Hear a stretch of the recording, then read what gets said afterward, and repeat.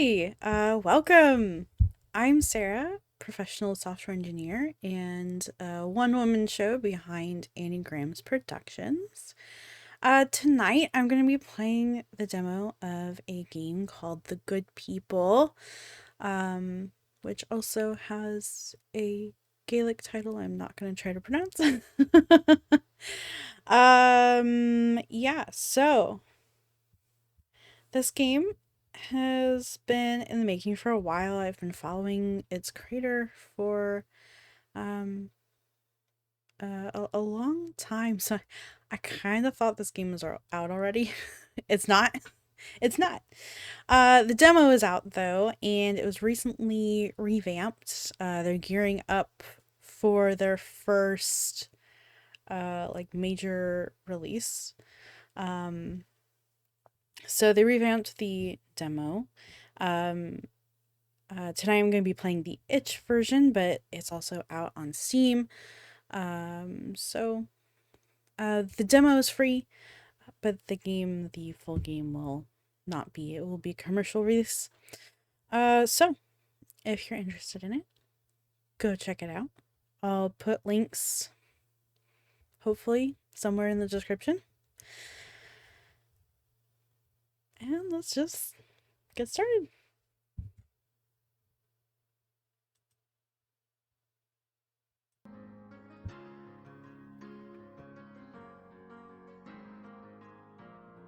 So, little bit of a side tangent. It's a bit of a pet peeve of mine. that I don't expect them to change. But there's no way to change the settings from the screen, I found. And it goes right into this screen, which also doesn't let you go to the settings. So there's no way to like turn off the music or put the game in full screen unless you fill out this little profile section first. So that's great. That's great. Unfortunate. I imagine to an extent that was intentional. Like not being able to get to the game menu was probably intentional, but not being able to go to the settings is probably an unintentional side effect. But I wanted to mention it because that always bothers me. Because first thing I do when I open a game, every time, go to the settings. Partially because I've been burned by way too many games who do not have the subtitles turned on by default. And so if they don't let you go in and turn the subtitles on first thing, then they show this whole like amazing dramatic scene, super emotional. I can't understand a word they're saying because there's no subtitles. And I can't hear without my subtitles. Anyway,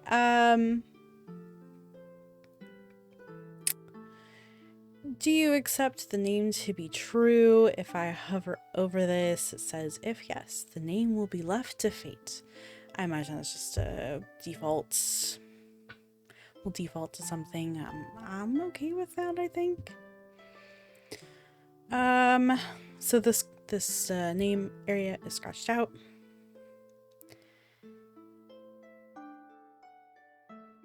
And there's a nickname. Also gives me a hint. Nickname is the name the protagonist will be referred to by for most of the game until it no longer is.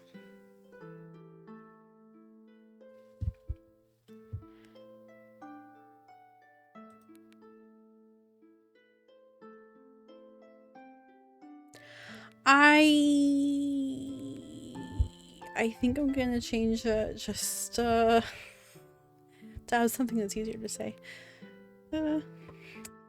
And pronouns. It says in the Book of the Traveler, pronouns will default to they, them due to a case of mistaken identity. That's fine.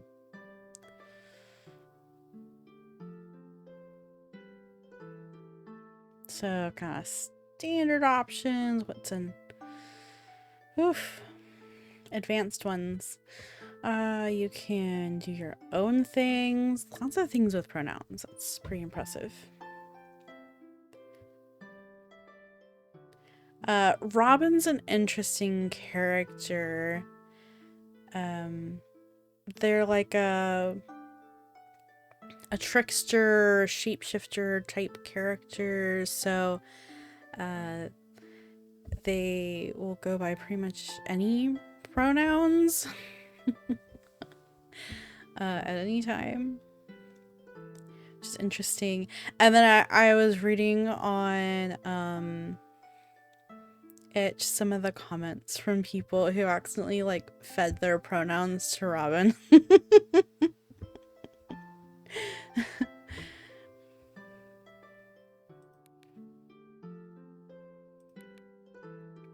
Anyway, I'm gonna go with she.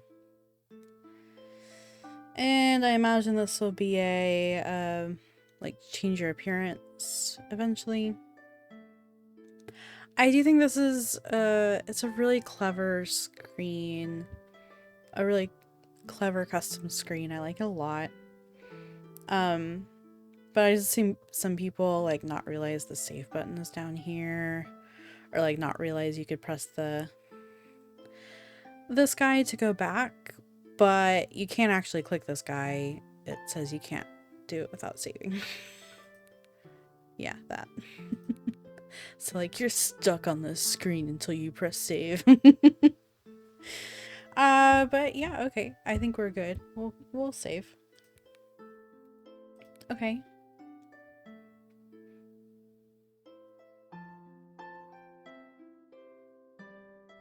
So I saved it. I kind of expected it to just progress automatically, but maybe now I need to. There we go. Okay. Okay. Yes, this is a really interesting screen. This must be the title screen.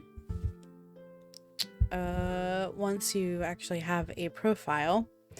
And so now we can get to the settings and put in full screen or whatever else.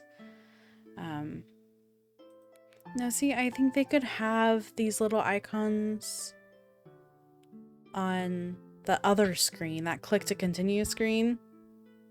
Just so you'd have them. In case you missed my discovery of how important the quit button is. Because otherwise, if you're in full screen mode, there's no way to exit the game. So having that would be important too. I also really like this thing here. Cute little parchment design with the back button here. It's very cute. Background effects and parallax. That's pretty cool.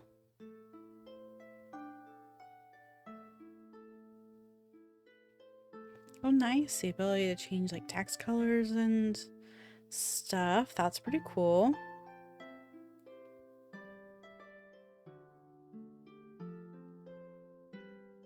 Timed choices. Ooh. Now see, this is why I like to look at the settings menu first. I get a sense of what I'm getting into here.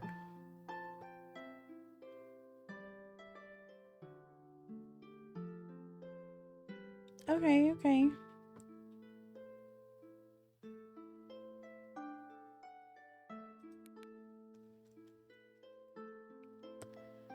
Yeah, there's just so much to look at here. What's this I button? Okay, the credits. Got it, got it.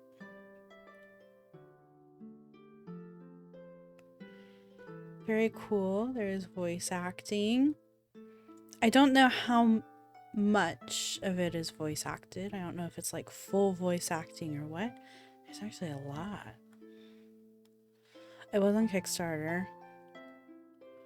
So most of those are Kickstarter backers.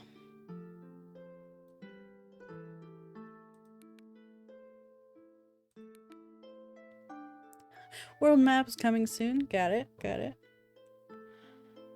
This isn't early access, so, like, fair. That just takes me back to that. That's fine. So I do believe this is specifically, like, Book of the Travelers, like, the common route.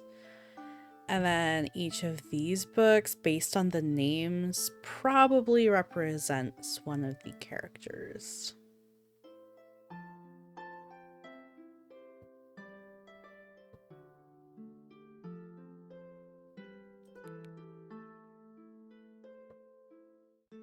No artifacts, apparently. Glossary. I appreciate that. I'm probably gonna need that because there's gonna be a lot of words I don't understand. Side stories coming soon. Makes sense. Okay. Return anew. That's probably gonna be like a reset your progress kind of thing, if I had to guess. Okay. Book of the Traveler. Let's get started. It's only 15 minutes in.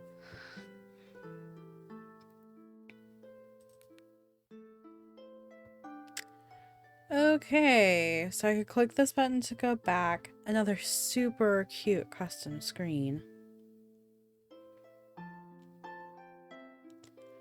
I can do a chapter selection. That's kind of cool.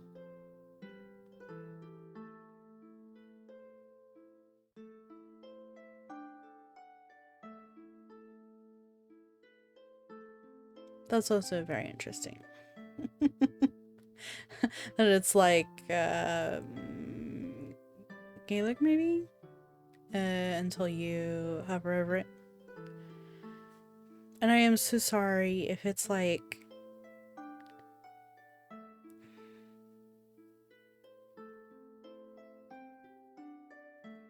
Irish. Is Irish a separate language from Gaelic? I am so ignorant. I am so sorry. Okay, new game. Oh, what's this I button? Oh no, I just keep finding new things. Like, oh, what's that? Oh, what's that? Preface. The year is 1845, and you are on your way to Galway. The harvest has been poor, too poor. Your dear father and sweet mother can barely afford to pay that good-for-nothing landlord's rent, let alone on the yield of half-spoiled produce. You have been entrusted with all that the family has of value. Mama's doilies, your Sunday best, old family heirlooms. It pains you to sell them, but you must. You must. There's no choice in the matter if you're to survive the winter. The journey is, at first, uneventful. The roads are unusually quiet for the season, and it makes for an unnerving ride alone, in the dark. You want to get to the port city fast, but just as it begins to appear on the horizon, your horse grows weary and demands a short rest. Against your better judgment, you dismount and lead the old mare to the riverside for a drink. Suddenly, there's a sound in the woods. You are unarmed, but with much to lose. Cautiously, you grab a wayward branch from the ground and approach the dense thicket, gently prodding at the underbrush. There's nothing there, of course. It's only your imagination, a little bird in the foliage. You turn around again, but find yourself staring. Someone, a stranger, has just swung into your horse's saddle. The hooded thief says nothing and takes off, disappearing into the darkness. But you will not be shaken off so easily. Dipping and swerving through the trees, you pursue the thief with as much fervor as you can muster. After all, though you are tired, lives hang in the balance of your saddlebag. You lose sight of the thief, but come to a clearing with a lake that bubbles and froths. The water is strange, vibrant red, and on all sides of the lake are jagged, tooth-like stones. It perplexes you, distracts you, draws you in close. You feel a push from behind and lose your balance, plunging you deep into the water. It's warm, but not hot. You struggle for a moment, but soon find the air again and scramble ashore. When you look up, you're not in Ireland anymore. Now trapped inside the world of Tirnanog, home to the descendants of the old gods, a legendary people of 1,000 names. I'm so sorry. I'm so sorry as I butcher this. Tuatha de Danann, tribe of Danu. Eside, the fairies. Daoine Maithe, the good people. The fairies, the good people. I can say those. You soon find yourself in the midst of a centuries-old conflict, a battle of blood against blood. 2 courts, 6 lives entangled. Can you find your stolen belongings and make your way home again? Or will you be lost inside this strange, war-torn country forever? Make allies to help you uncover the secrets of this land's storied past, or perhaps even your own. But act fast. Time is strange here. You never know when it'll run out. Nice. I wonder if I'm gonna end up reading through all of that again when I click new game. Okay, for real. Oh man, now it's like, whoa, but what's that? Oh, okay. Here's the controls. Got it. Oh no, I didn't mean to go back here. Okay, new game.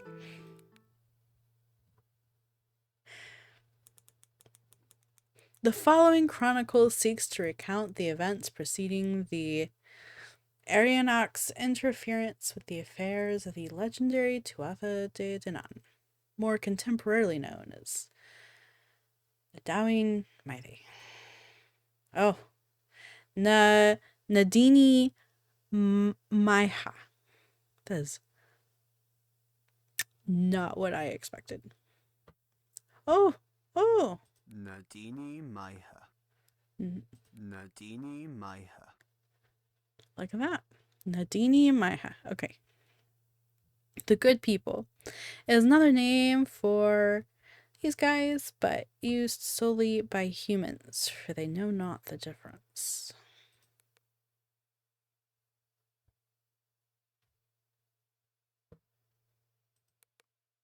Cool. I appreciate the pronunciation guide. Unfortunately, I have my sound down really low, so it's hard to hear it.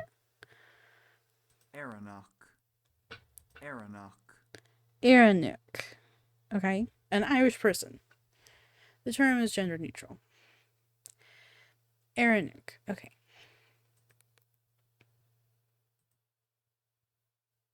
Tuatha de Danann. Tuatha de Danann. Okay. Tribe of the goddess. I'm really hoping that's Danu. Mortals made demigods through the blessings of... Danu. Good. That's at least one thing that I can read right. The mother goddess of... And I've already forgotten it. It was she who created this place. Tirnanog. Okay. The land of the young and home of the Tuatha de Danann. Okay. Tua. Okay. Good times. Okay. I appreciate it. I really appreciate that. The oh my gosh, the pronunciation guide. We begin in 1845 during the initial onset of Andrachel,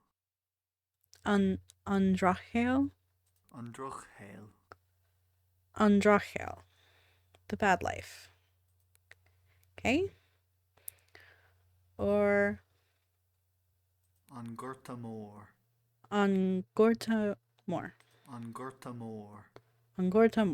Okay. An era of Irish history besieged by unparalleled tragedy. For most, the severity of what was to come could not yet be known, but to the laborers, any poor harvest meant a long and hungry winter. Proper preparation was vital, and so it was thus that the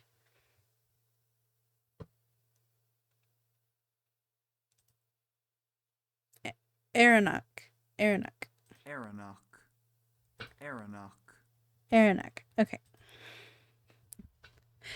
I assume that once I say these enough times, maybe I'll remember them.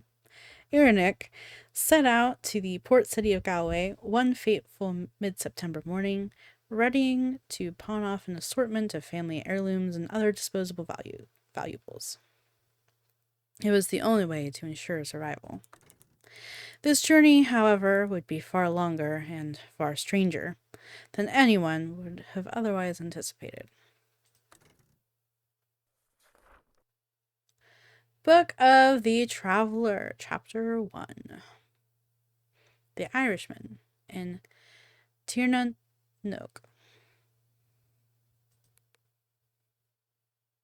Really love that transition. Oh, this is fancy. Ooh. The background moves with my mouse. There's a dull ache in my belly, a hollow pang that's been nagging at me to eat the wee morsel Mom gave me this morning. Ma'am? Mom? I'm pretty sure it just is Mom. It means Mom, even if that's not how you say it.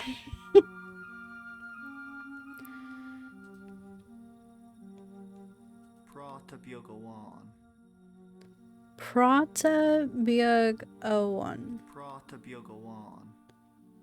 One small potato. I ignore it, again, but not without effort. My last proper meal had to have been last night's supper, but I know I can get by on a rumbling stomach a little while longer still. There will be time to eat when my errand's over and done with, and that should be soon. I hope. It's been a long and tiresome day's ride, but I'm determined to reach Galway before the sun hangs high. There's no sense in wasting what little money I have on lodgings if I can go about my business right as the shops open and be on my way by midday. But traveling the road at night's a dangerous business, my child. Let alone with all those treasures in your saddlebag. You ought to pace yourself. Lots of desperate folk out there, especially now. Aye, but I'm just as likely to be robbed in the common lodgings as I am on the road, I told Mida, firm and final. Though, if I'm honest, I'm not sure how well those old things will sell. None of it is terribly fancy by city standards. Mamo, yeah, okay. Mama's doilies are Sunday clothes, a bit of jewelry Mom's worn ever since her wedding day. It's not exactly the kind of thing to buy when times are tough, and from what I've heard, the disease on our crops hasn't just affected us.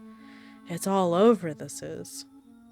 I shake my head. There's bound to be some wealthy folk willing to take these trinkets off our hands, even if not for much. If nothing else, it should get that bastard of a landlord off our backs for a while. The roads have been quiet. It's almost unsettling for this time of year.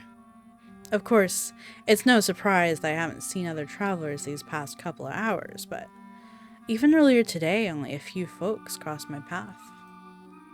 Families, mostly, all bundled up and carrying what scarce few belongings their backs could manage, all slowly headed in the same direction as I. Now, it's just me. Me and a dark thicket to my right, and the river to my left. Okay, dark thicket. River, got it. What's this thing? Oh, okay. So I can get to settings from there. Good to know.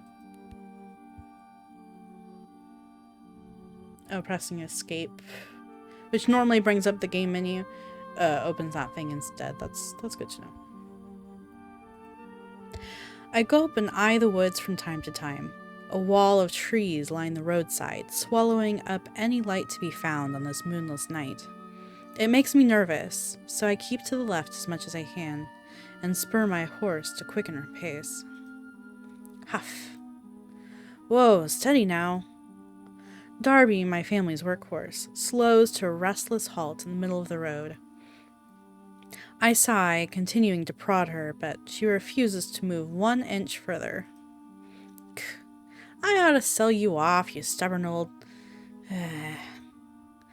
I'm getting close. Just over yonder, I can see the beginning of the city silhouette on the horizon, but it'll take me a few more hours to get there still. I think I can kind of see it there.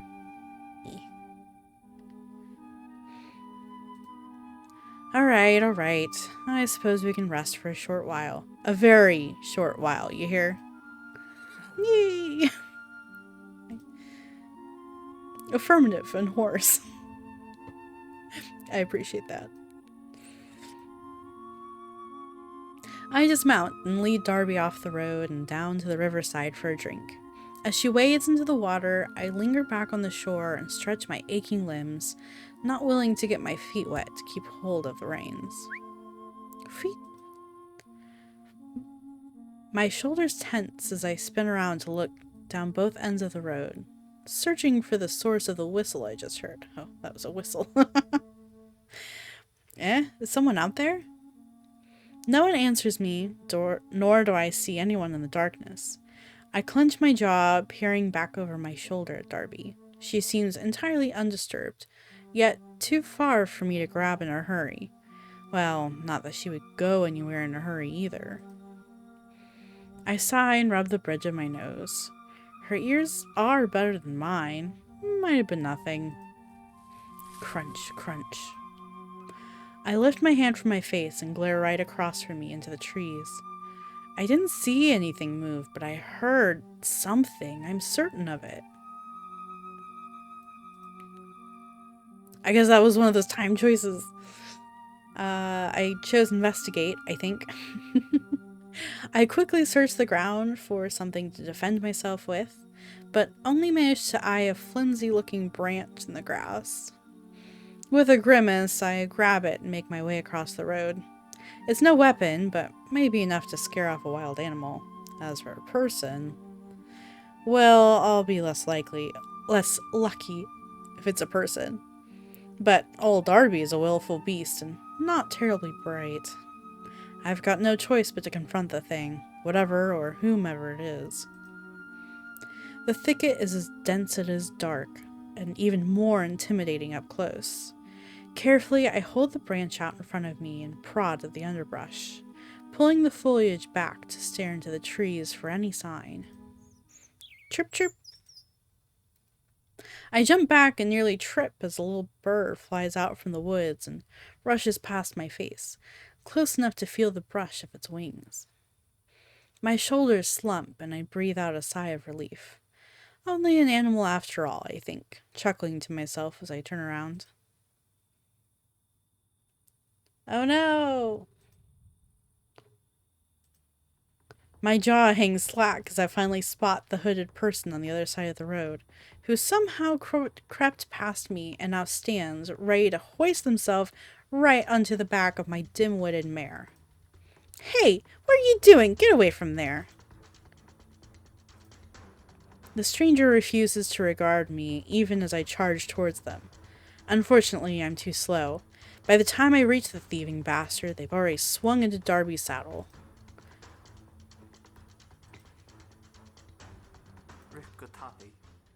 Run fast!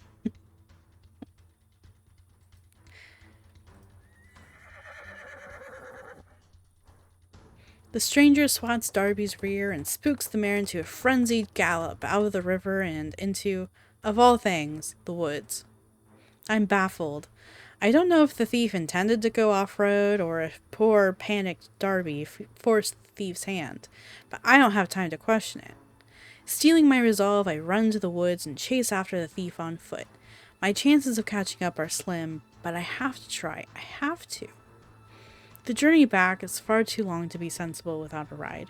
let alone without money, without food.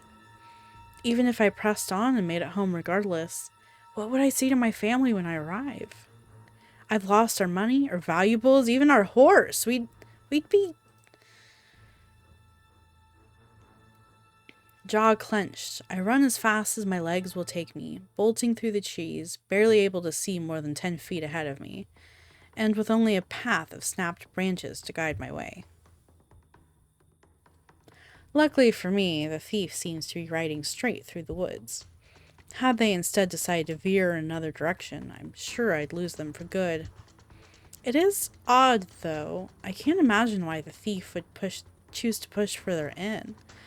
Would it not make sense to simply keep on to Galway, where all those things would sell? After a while, I lose track of how long I've been running. All I know is I need to keep moving no matter how tired I am, or how my gut turns and growls. Fortunately, just as soon as I begin to fear that I'll never see the end of these woods, the trees begin to thin out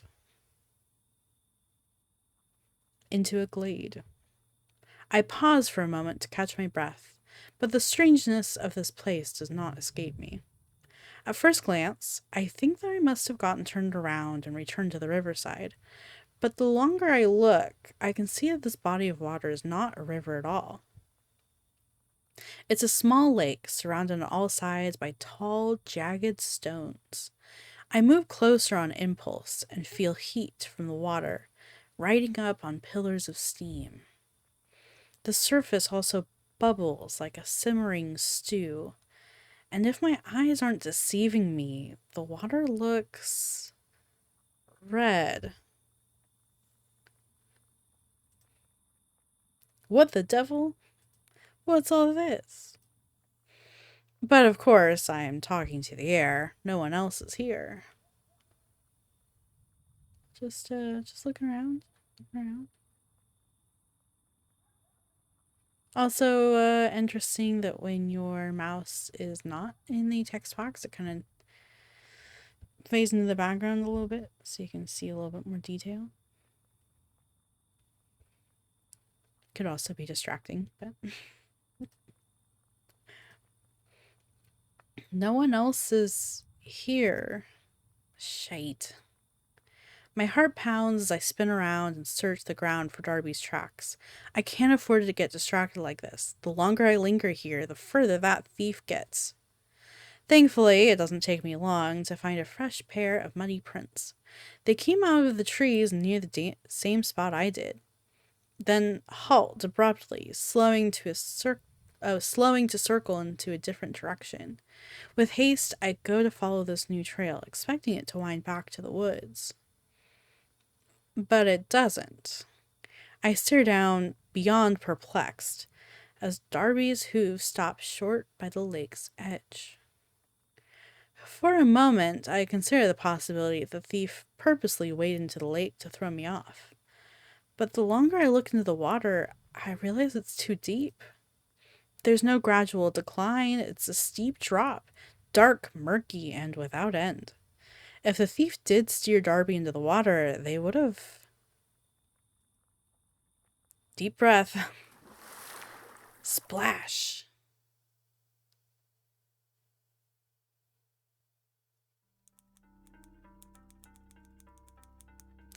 Nice. The jerk pushed us into the lake. Lake of the Dragon's Mouth is one of the many, yet few, waypoints between Tirnanog and Inishfal, Isle of Destiny. Hidden away and forgotten by most. It stands unique for its relative ease of access and longevity, yet similar to other waypoints of its kind, the threshold remains closed as to prevent accidental wayward travelers. Except for me, apparently. Unless, of course, it has been deliberately opened. Current progress saved. Continue to the next chapter.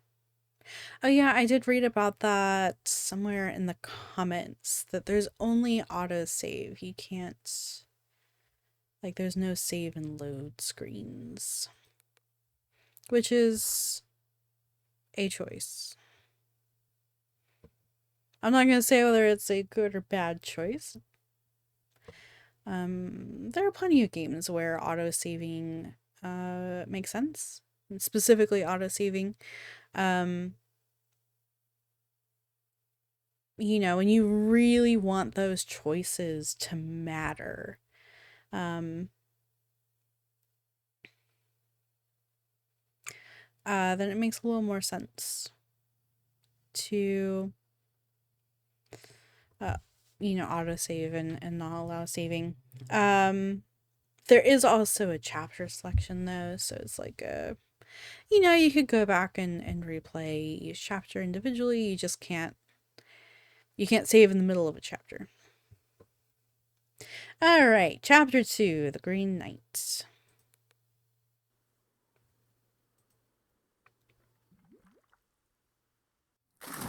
Splash.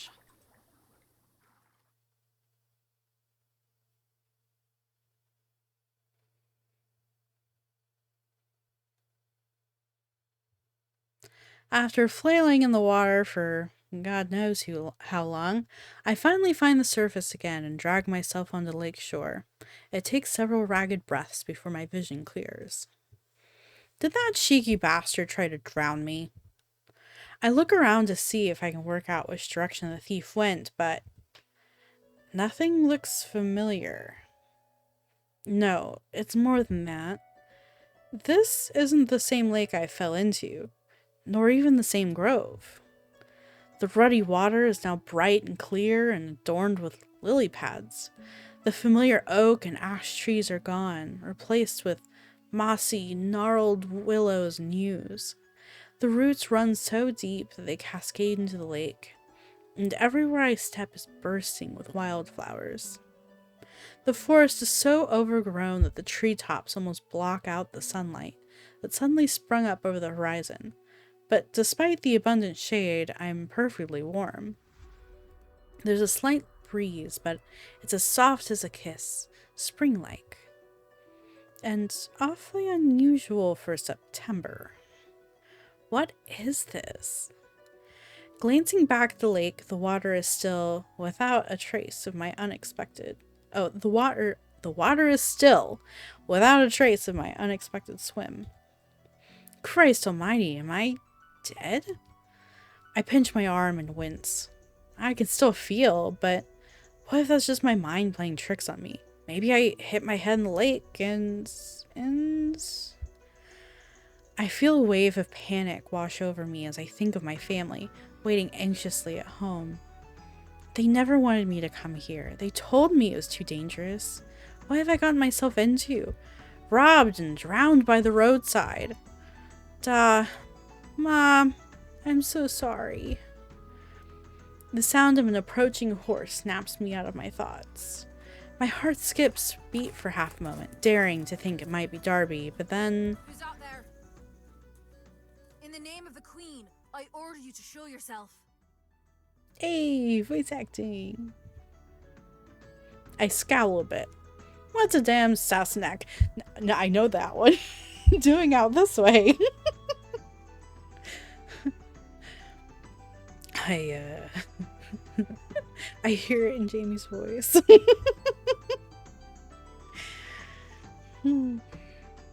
Sassenach. Yeah, Sassenach, yeah. Englishmen, often despairingly.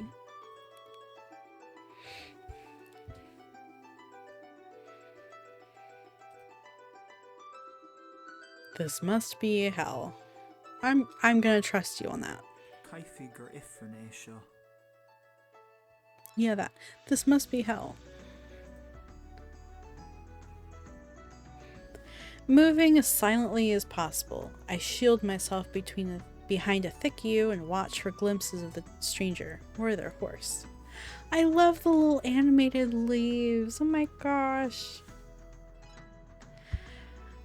Up ahead, beyond the twisting limbs of the forest, I see traces of a dirt road.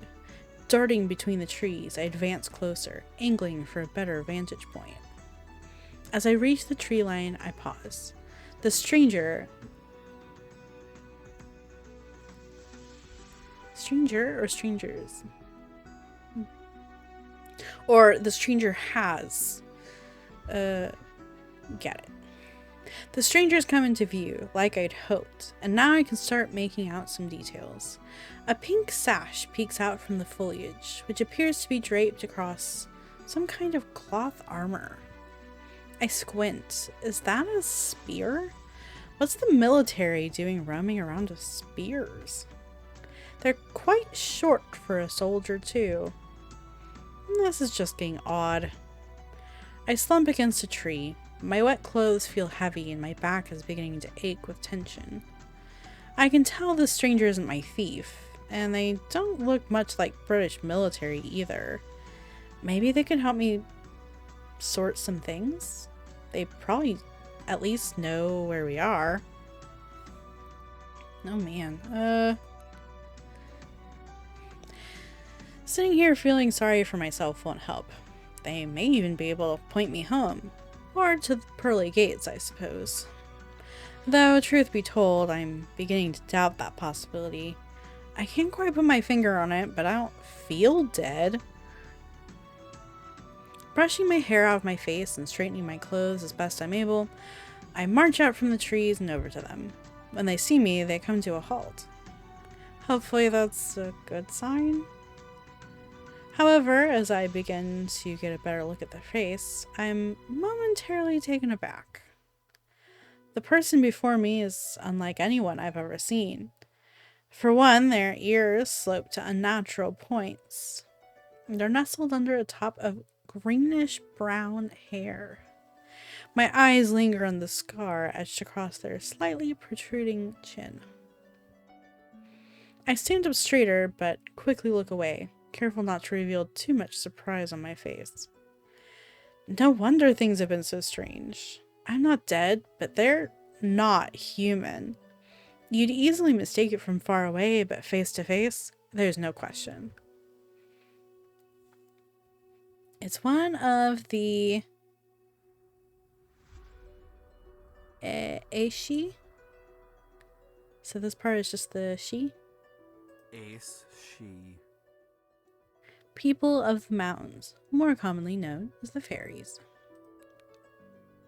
They remind me of the stories Mom would tell of the men in green, those who watch over nature's most untouched places.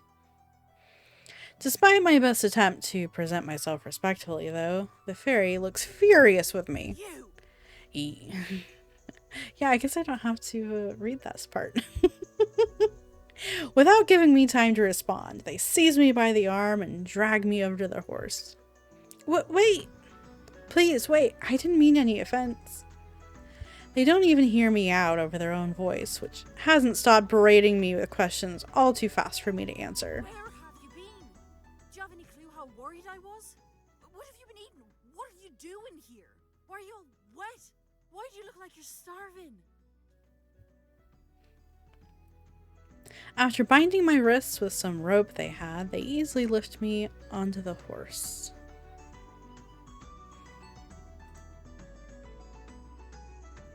My soul! Manon. They are stronger than they look. But what's all this about where I've been? I just got here. Do you think the little thief guy who stole my horse and pushed me into the lake, do you think he is the one that this person is looking for? And that's why he pushed us in to like take his place. Like, now you're their prisoner. Good luck. I look down at them pleadingly and take note of a small swan emblem on their sash. Wait, hold on now. You've got to listen to me. Whoever you think I am, you have the wrong person. Unfortunately, my words fall on deaf ears. To be honest though, the more they shout at me, the less angry they sound. If anything, they're acting more like a concerned parent. Sighing heavily, I slump into the saddle, now acutely aware that I'm being kidnapped by a fairy.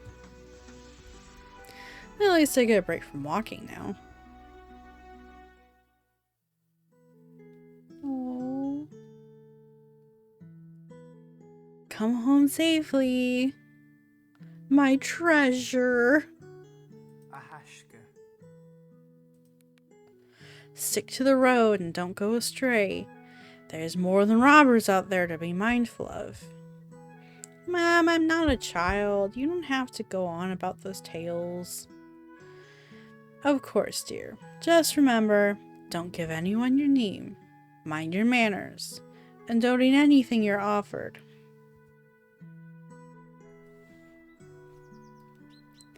After some time, the fairy and I arrive at an ancient-looking stone structure. Looking around.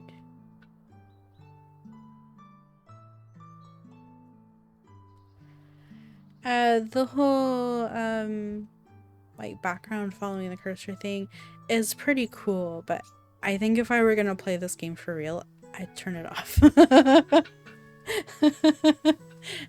The novelty is, already wearing off a little. It's super distracting when I'm just trying to, like, advance the text and I accidentally move the move the whole background. It's like, oh, oops. But I appreciate the effort, and it's cool feeling like I can, like, look around and stuff. It's cool.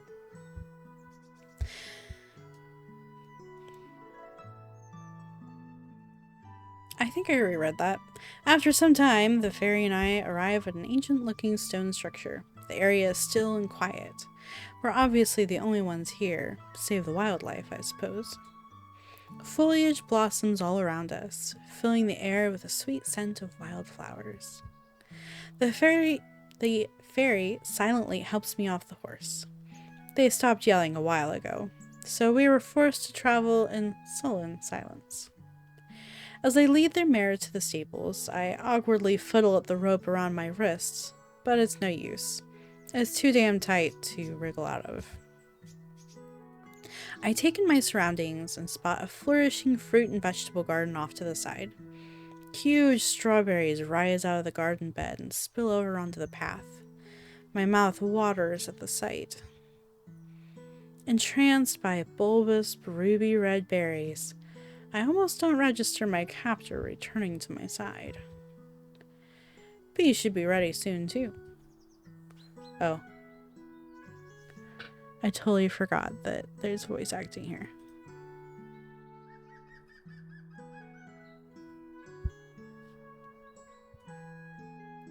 You grew all of this?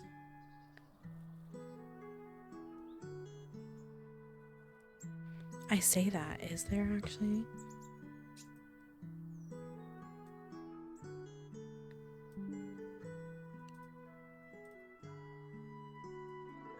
Maybe not. Maybe we're too apart that they are.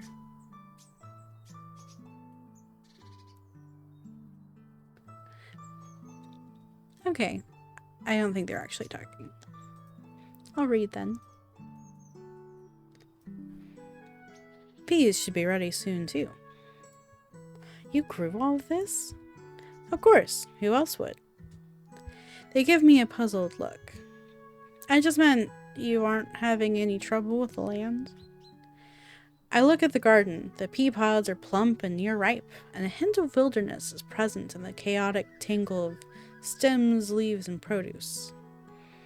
My thoughts turn back to our struggling farm and the people waiting for me to return. My stomach churns, and the encroaching hunger from the smell of strawberries turns into nausea. I suppose, whatever this place is, the blight hasn't come to it. Trouble? Why would I have trouble? Honestly, what has gotten into you, Daoine?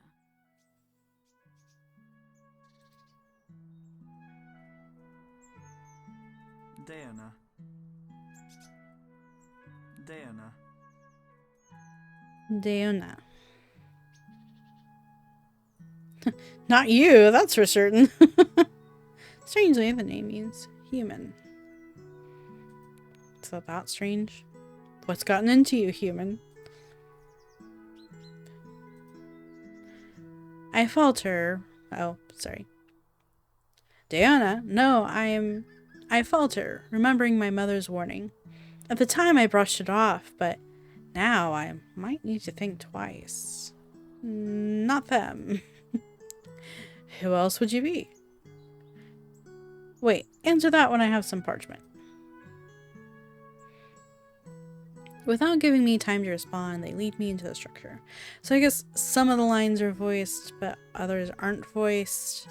I imagine that they're going to fully voice everything for the full release, would be my guess. The bottom floor is surprisingly cozy, especially given the formidable exterior. I love the little dummy. Traitor King! Cute little stuffed animals everywhere. Aww. Someone has gone to great lengths to make it feel like a home. The hearth is warm and comforting. Potted plants and handmade dolls are scattered about, and there's a faint smell of baked bread lingering in the air. They guide me over to a small two-person table. I'll be back in a moment. As I wait at the table with not much else to do, I let my eyes wander over the decor. The tatting of the lace on this doily is done so well. I wonder if the fairy made all of these things? The dolls, the doilies, the knitted blanket on the back of that armchair. I nervously eye the comparatively crude monstrosity propped up in the corner, which I assume is some kind of training dummy by the arrows in its torso. The words "Traitor King" are scrawled across a sign slung over its neck, no doubt a testament to the dummy king's villainy. I suppose some things never change no matter where you go, but what is it guarding? When the fairy doesn't come back immediately, I use the opportunity to rise and check. It's a holding cell, a remnant of this building's purpose, perhaps, before the fairy made it a home. Peeking through the bars, I scan what may be in my future. Death by allergies. There's just a lumpy-looking hay bed, a suspicious bucket, and a thick layer of dust that covers everything. Better than a skeleton, I suppose. Looking around the room some more, I spot a desk in the far corner, covered with scattered maps, notes, letters, and some wayward knitting materials. The maps have writing all over them, and the notes mention something about possible sightings that catches my eye. Oh, this one's not timed. Yeah, I'll investigate. Why not?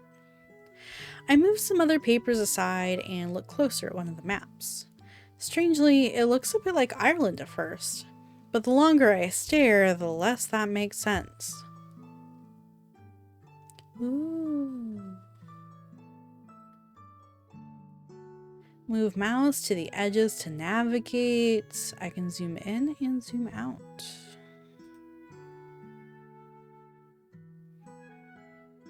So this is probably related to that world map section we found before. But this is Tirna Nog. So there's the province of spring and the province of summer.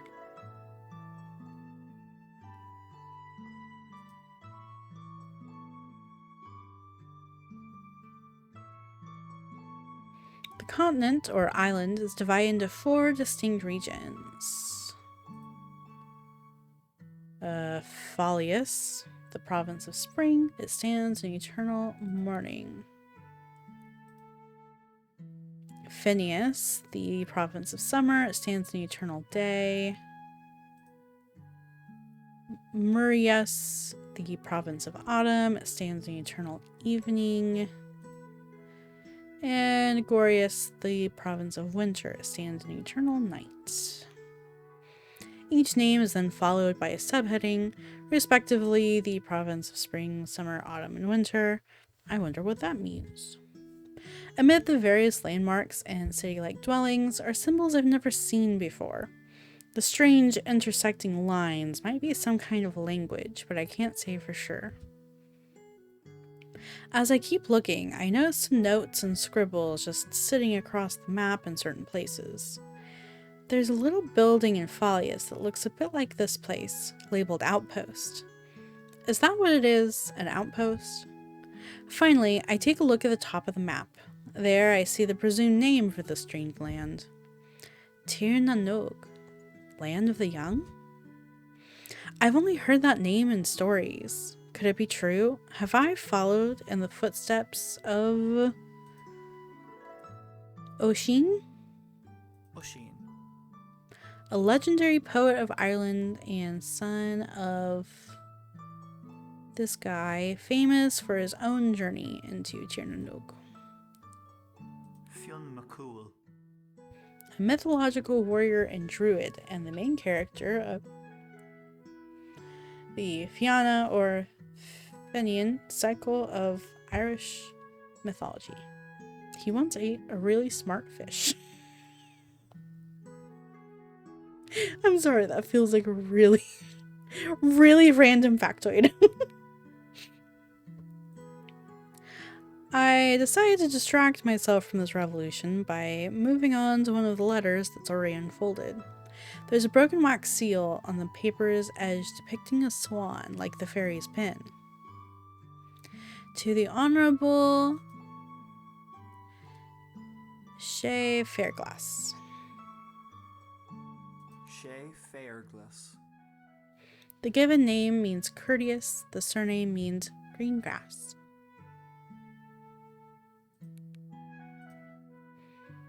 I mumble the words aloud. Shay Fairglass. That must be the fairy's name.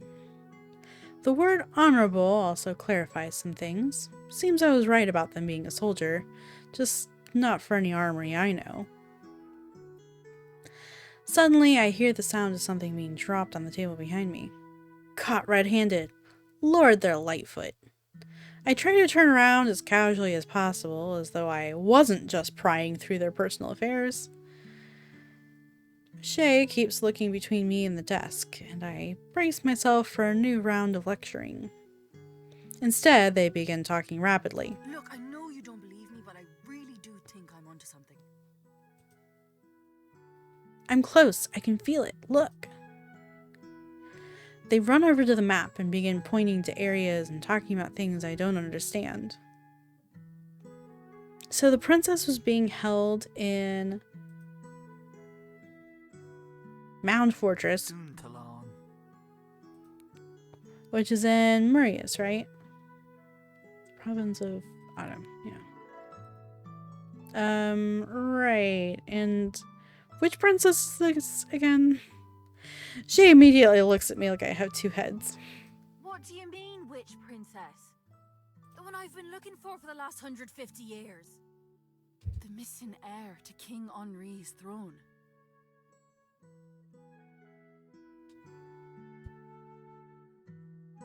Attacked by the Unseelie, disappeared without a trace. The missing heir to King Henri? King Henri.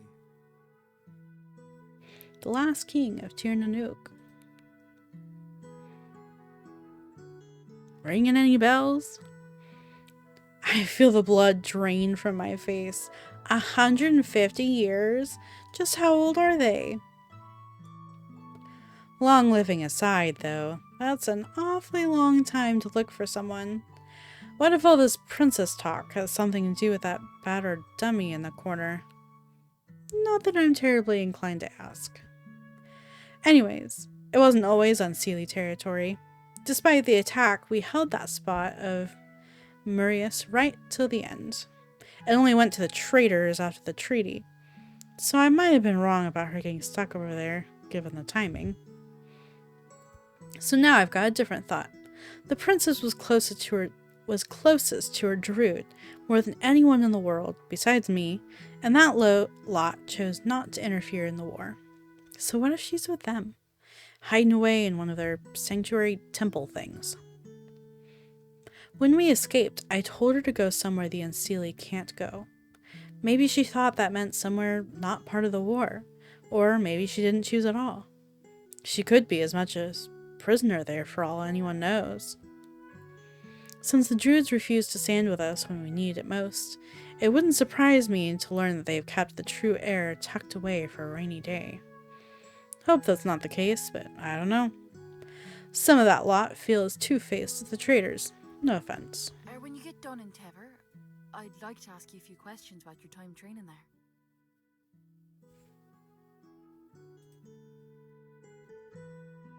Tever.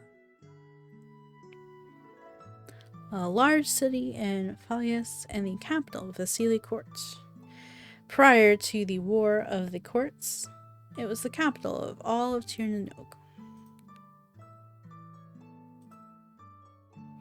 I glance back at the map. There's Tever. Tever.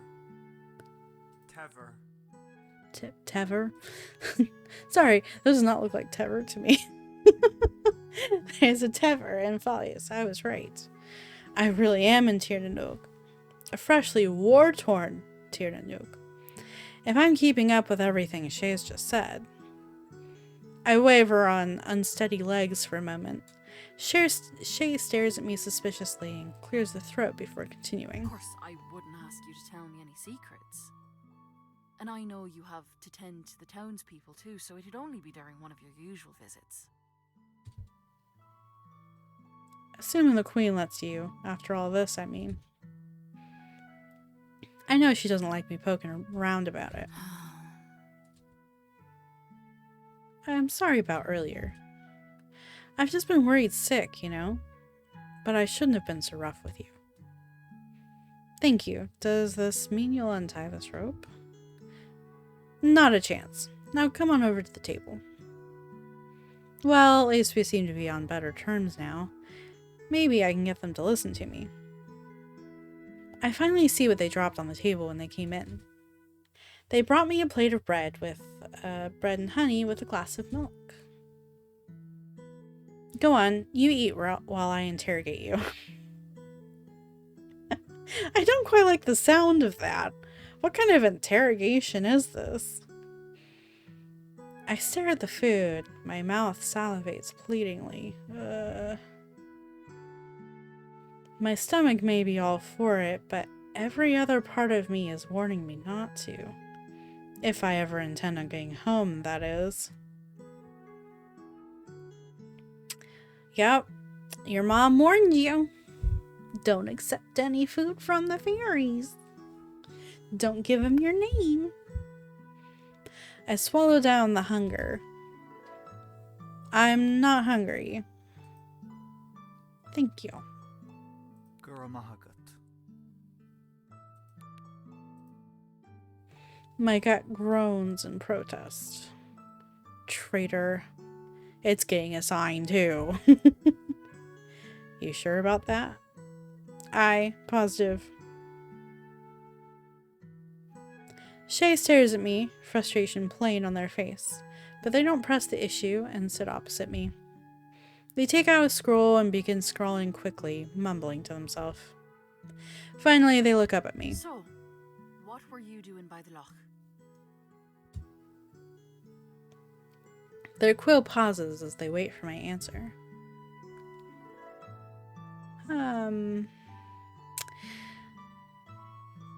Okay, they disable the weird, weird background following thing.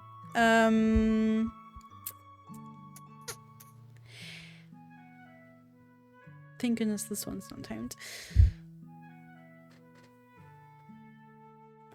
Even if I explain, what are the chances they're gonna listen to me?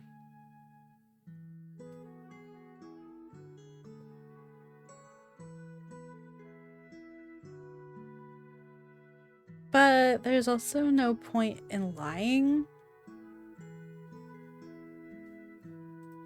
So, I'll just explain. At last, I can explain. I take a deep breath before launching into my story. I was on my way to Galway. Galway? What's a Galway? Oh, I suppose I don't know where that is. It's a place on the other side of the loch.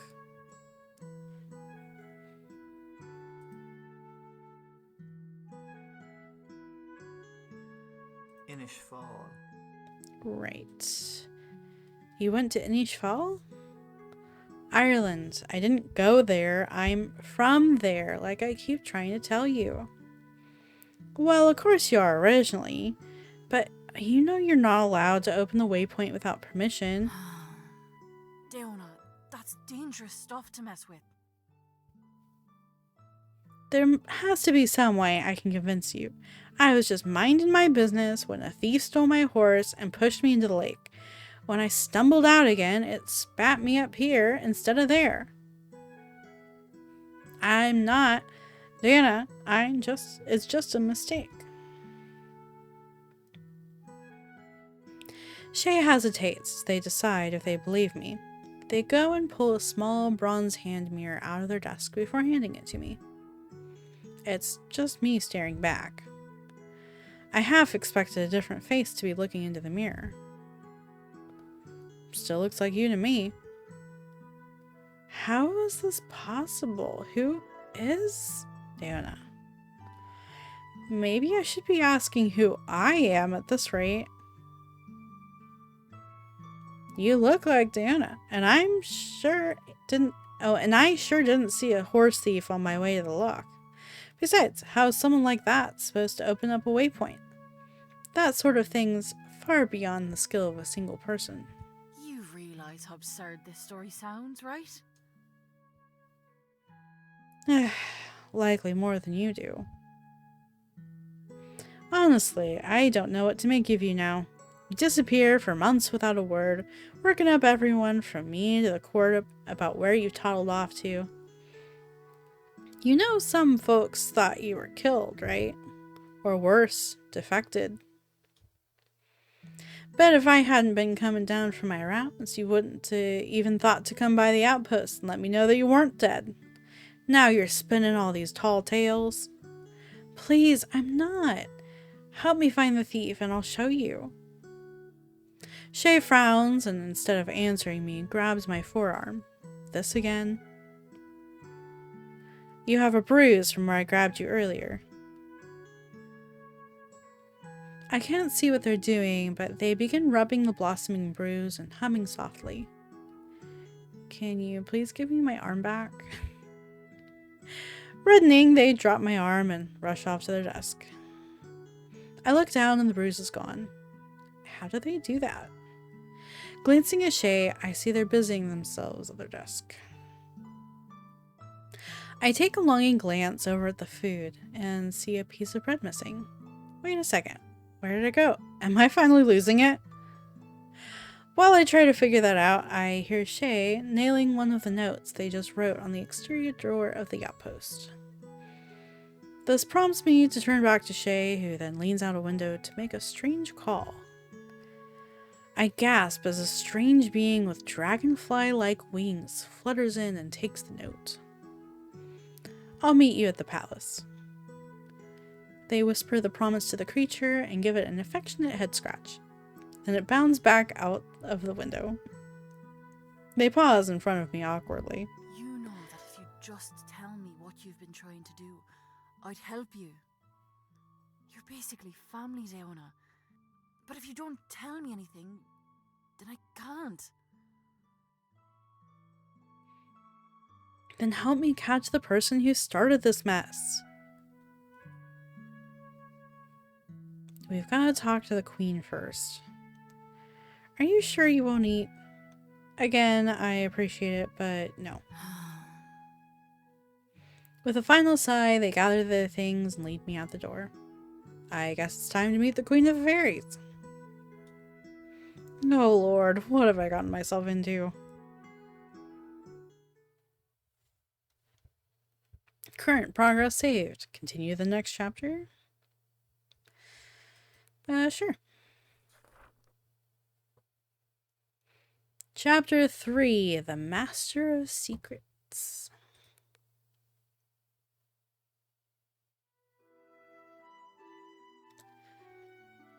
The ride to Tever? Teva. It's quiet. Shay keeps glancing warily at me, like they want to ask me more questions, but change their mind every time. I suppose I'm not sure what to say either, since nothing I tell them makes a difference. If only I had anything from my saddlebag. As we approach the city, we ride through the farmlands and the outskirts. The fields are all flourishing and ready to harvest, even though it feels like a beautiful spring day. We finally make it to the city gates, an imposing wall at the base of an enormous hill. Perched on top of the hill is the palace, where I can only assume I'm being taken. My panic begins to rise as we get closer. If I don't find a way out of this, I may never get home, and who knows what else this Daoine I'm supposed to be has done. If Shay is this angry, imagine what the queen might be thinking. At least if I run, I might have a better chance of getting home. Shay takes this very moment to pull me closer to them. Now we are gonna head straight to the palace. No stalling. Stay close. A lot of people have missed having you around to tend to them, and I don't want you getting dragged off. If we stop for everyone who needs it, we'll never get there. And whatever you do, don't bring up that talk about Nishfu. I expect the queen won't take too kindly to hearing the court druids trying to flee the country. The court what now? That sounds important. Shay doesn't say anything more on it though, and leads their horse over to the stables before we enter the city. Kara is not a fan of the city. Too crowded. I nod sympathetically, not being much of a fan myself. Poor horse. Darby isn't nervous around people. The old girl doesn't seem to even pay attention most of the time. Alright there, Shay. Been a while since you've been up. Just escorting the druid back, then I'm back to the post.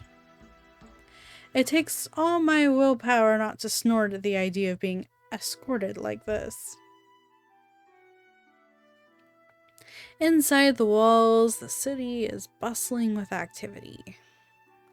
The people here, like Shay, are all mostly human-looking, save for the pointed ears and a few strange, otherworldly hair colors.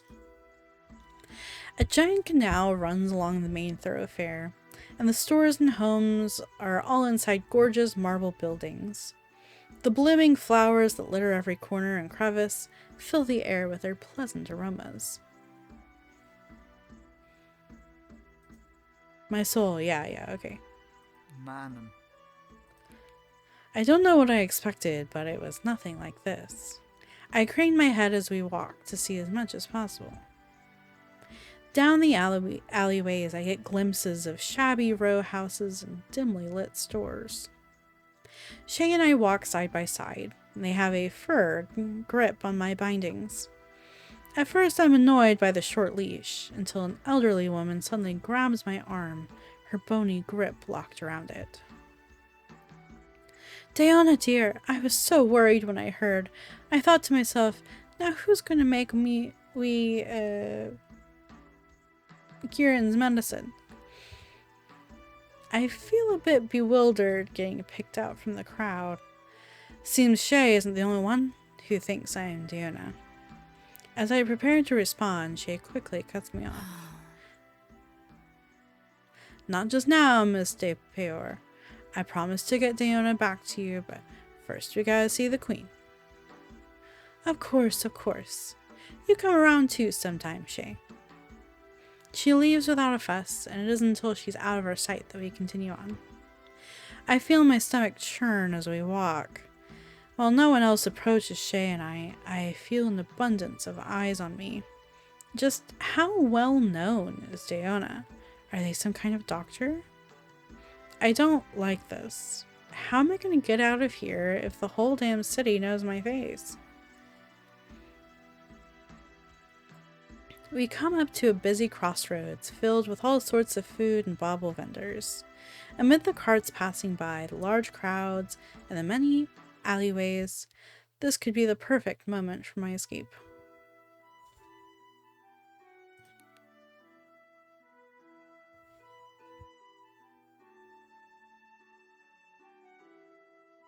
Oh, good.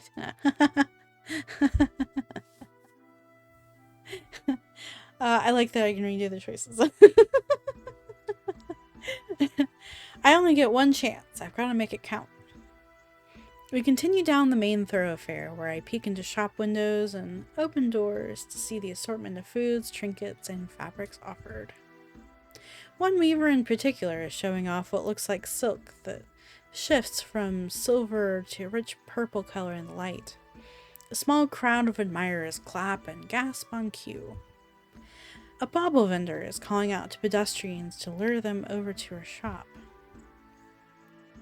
Some of her trinkets are shaped like creatures I've never seen before. A couple remind me of the one I saw Shay talk to. Some of them sparkle with what looks like real gems. I guess I wouldn't be able to tell if they were fake, but I get the feeling I'm not wrong. Any one of these could probably sell for 10 times what I had in my saddlebag. The well-to-do looking customers don't seem too impressed, though. Everything here is so fancy. I bet it wouldn't be so bad living in the city. I speak without thinking, temporarily forgetting I'm supposed to know what here is like.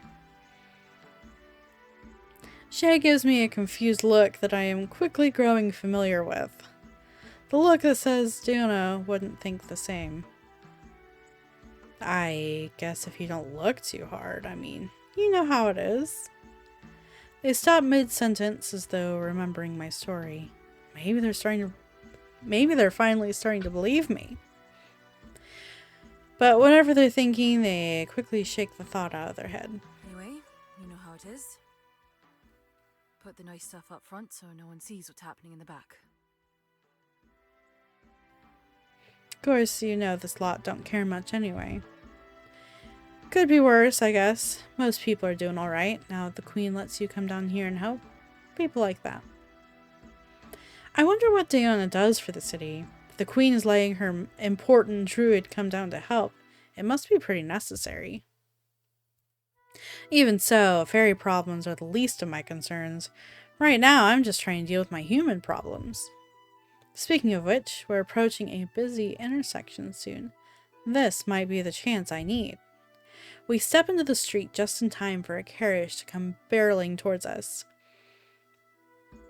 I plant my feet into the dirt and defiantly refuse to budge, forcing Shay to either let go of the rope or be run over. I feel them release the rope with seconds to spare. We both stumble backwards. The carriage driver shouts obscenities at us. The traffic continues to flow, pushing Shay and I further apart. Oi! Stay right there. Oh, there we go. I can barely see them in the crowd now, and I use the opening to flee into the first alley I see. Sorry, Shay, but I can't afford to get dragged into more fairy business. I'm in way over my head as it is. As I run, tall market buildings begin to obscure the light in the alley, shrouding it in a bit of darkness.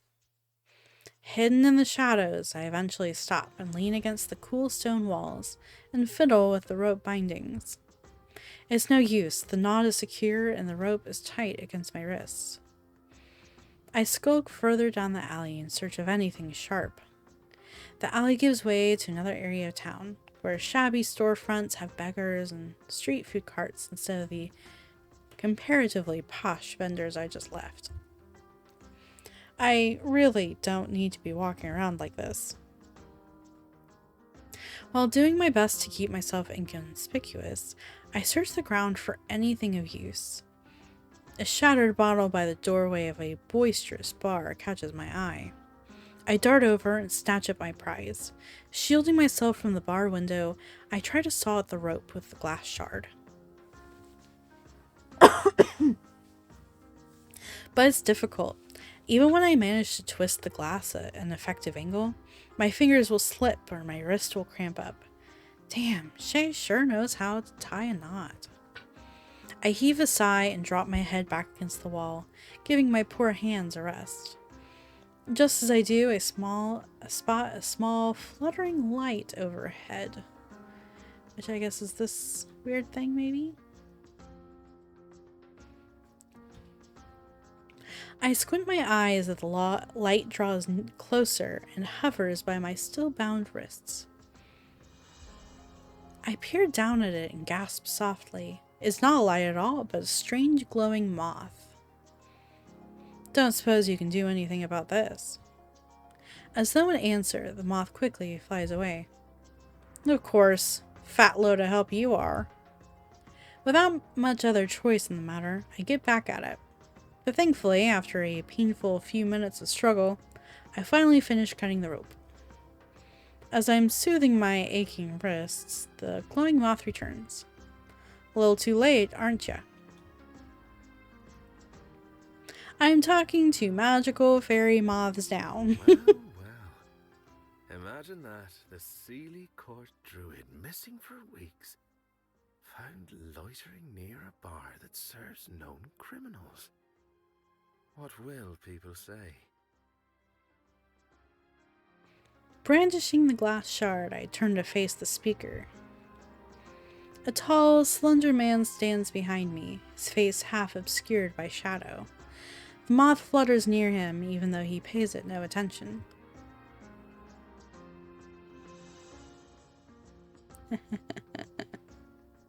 What does that say about you, then? I snap back at him, my voice stronger than I expected. The man steps into the light. He leans towards me until we're face to face. Aw, there's no pronunciation for that one.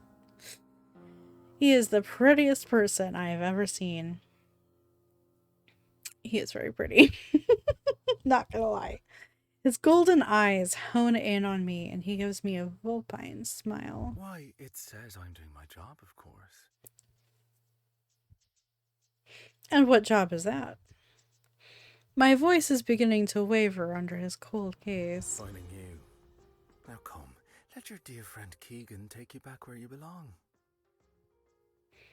His smile is even more unsettling. Is everyone in the other world after Daoine? Escaping is getting more complicated by the second. Damn it, I really have no choice after all.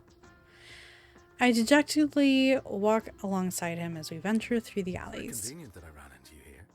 I was just meeting with an associate regarding your whereabouts. It was quite useless, evidently. Your associate? One of them, yes. I would be a poor master of secrets without a variety of contacts. Master of secrets? Is that some kind of fancy word for a spy? Nah, I guess that makes sense. It would explain why he was in a place like this. I should probably be extra careful around him. Just my luck I'd run into him while everyone thinks I'm some important druid person. Maybe I can play the part long enough to get out of here. Rather than heading directly for the palace, Keegan leads me into a fancy-looking boutique. I've never been in such a shop before, but Keegan glides through it with clear familiarity. Keegan Mosh the Ruin. The given name means Ardent. The title means Master of Secrets. The two shopkeepers whisper frantically between themselves when they catch sight of us. As Keegan approaches the counter, their whispers turn into delighted grins and greetings. Oh, Master Keegan, back so soon? Or is this a visit of pleasure? My lady. My lady, as much as I... I'm here, this visit is not for me. Yeah, sorry. I keep forgetting that his lines are mostly voiced.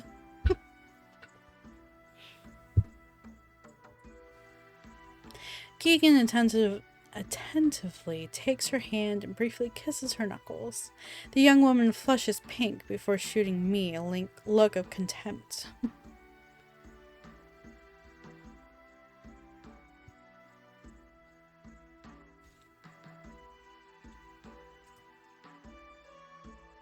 But this one isn't the voice. Yes, about my guest here. I'm bringing our flighty druid friend back to the palace, but all three of them stare at me, and I nervously rub my dirty hands on my clothes. I've never really put much thought into my looks, besides from the times I've needed to mend a thing or two. Standing in front of their judgmental eyes, though, my meager clothing seems more shabby than before.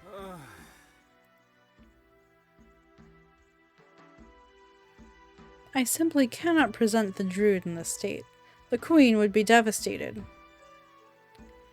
Master Keegan, how considerate. The queen is truly blessed to have such a man in her court. No.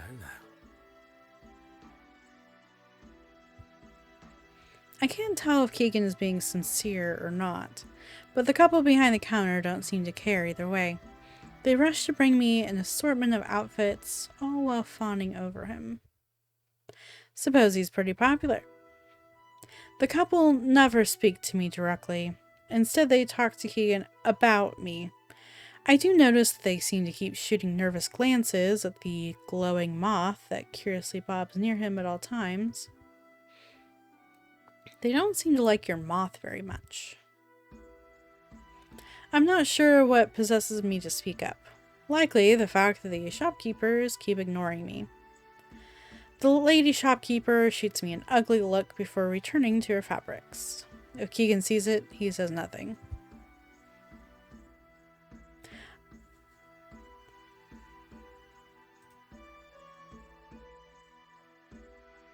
Ace, she. Okay. The A's she usually aren't allowed inside. This couple is kind enough to make an exception for my will-o-wisp. I stare dumbfounded at the fluttering moth. I grew up hearing stories about the wisps, but to see one this close, it's different than I imagined. Cuter, I suppose. For a moment I pause. Wait, but aren't you all Ashid? What's the difference? As soon as I say that, the couple both stare at me, horrified. Keegan actually looks caught off guard. You've returned much more vulgar than before. You've returned much more vulgar than before. Intriguing, but unbecoming. Between you and a horse, it amounts to the same thing. Sorry, Keegan, I didn't mean to speak over you. As you well know, they were already here when we, the two a day, were driven to Tirnanog. It's a foul human conflation to assume we're the same.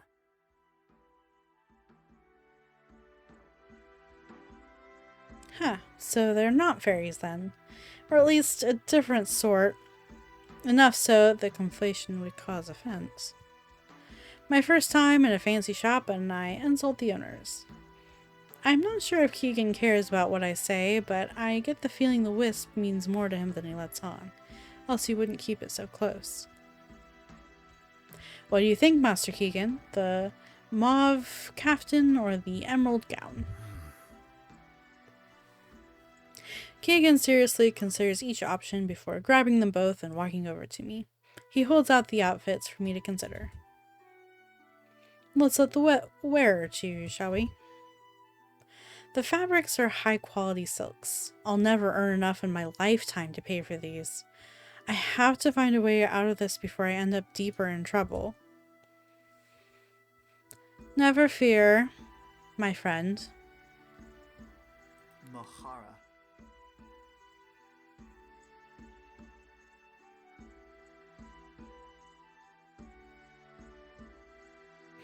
Interesting context there.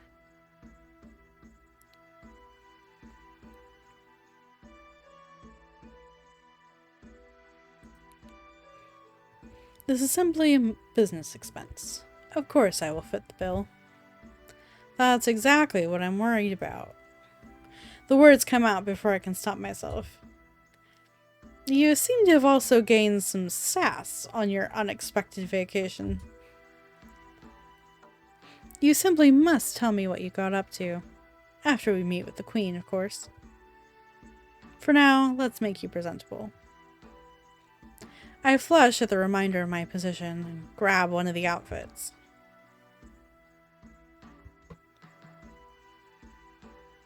So I can choose emerald gown or mauve kaftan. I have no clue what a kaftan is. Or a simple tunic. I think I'm gonna go with a simple tunic. These options aren't really me. I look around the boutique until I see a simple linen tunic with trousers. Despite its simplicity, the fabric is extraordinary and the stitching is almost invisible. I'll take this, please. You have the finest designs in Tiernanog offer to you, and you choose this? Fascinating. I rush into the fitting room before you can say any more about it. After a quick change, I hurry over to a large mirror to take a look.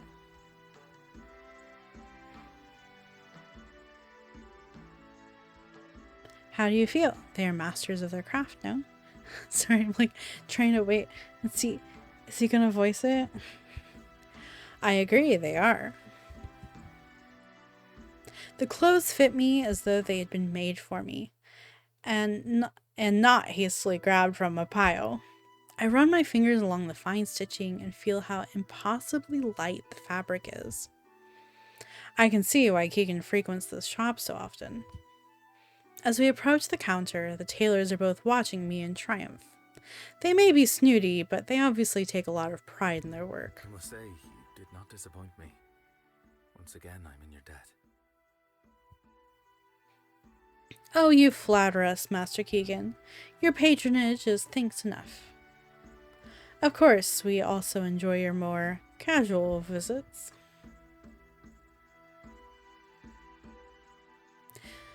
As do I. For now, I fear I must return to the palace.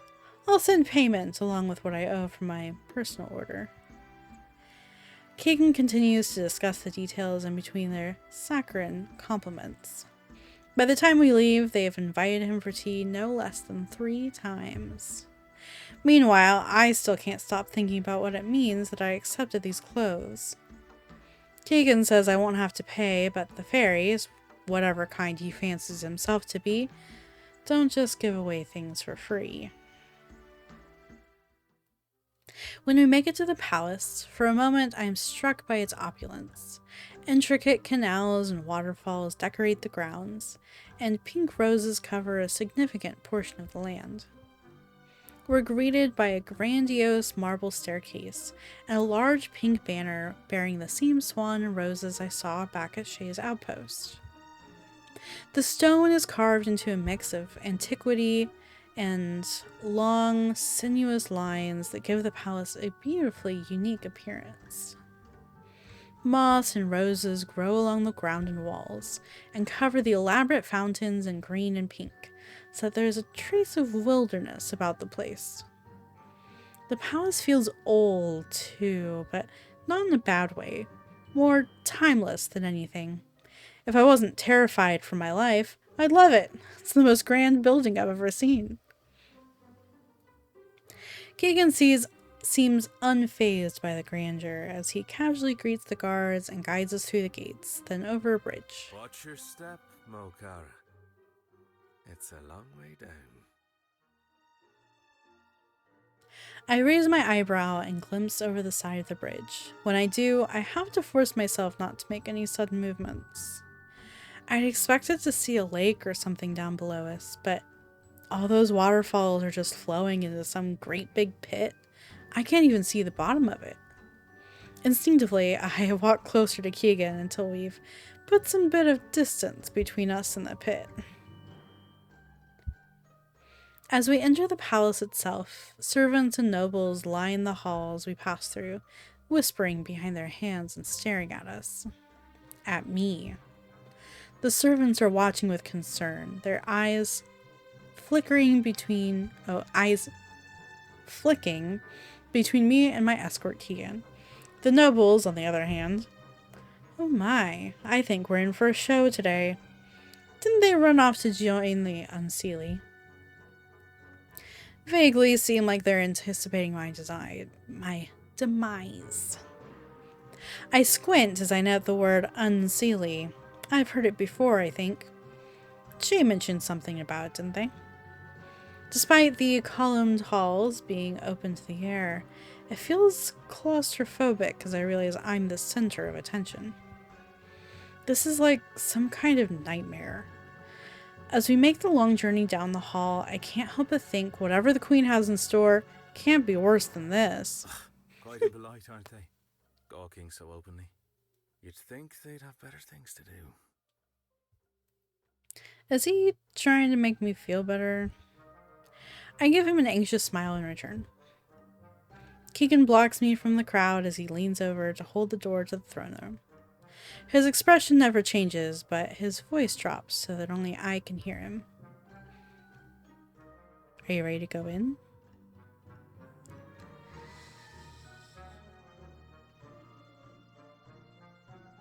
Sure, why not?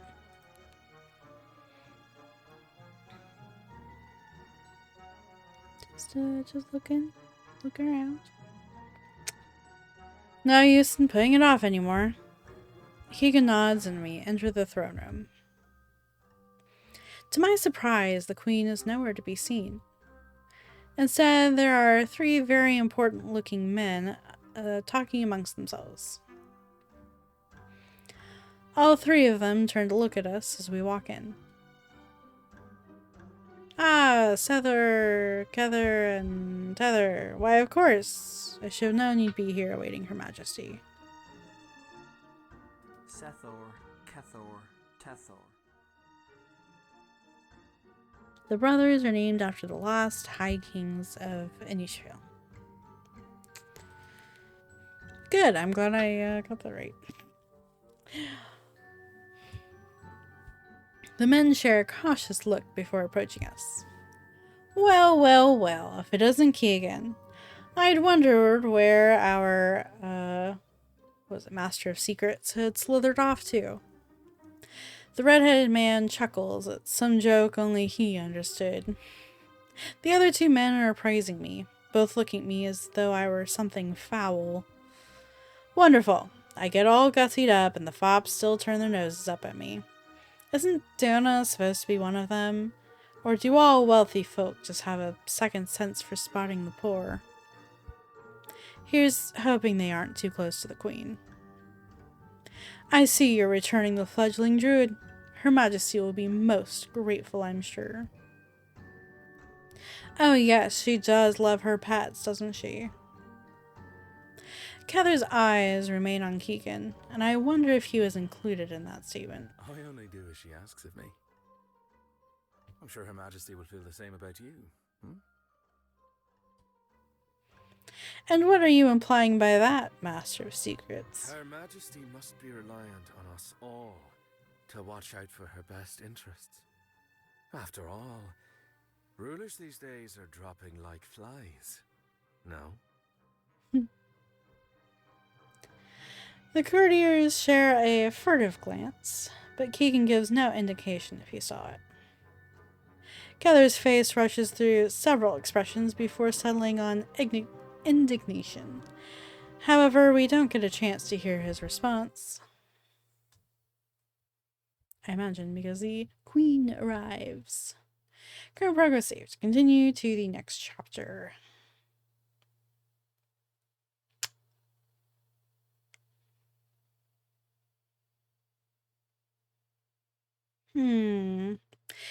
It is almost 9-ish, but that's a really bad place to. It's a really bad place to end it. Like in the middle of a sentence. Yeah, let's continue the next chapter. Chapter 4: The Rose Queen.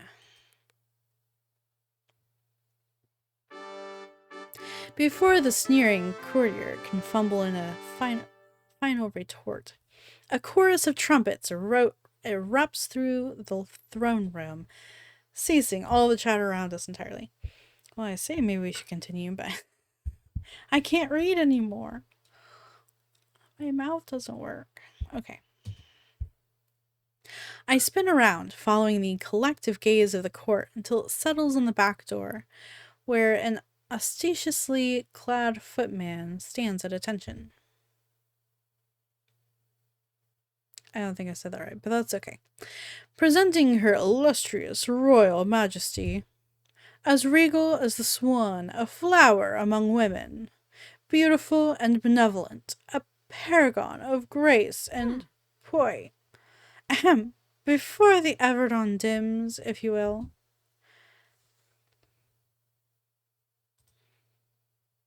Aoife. Yeah. Aoife Elavon.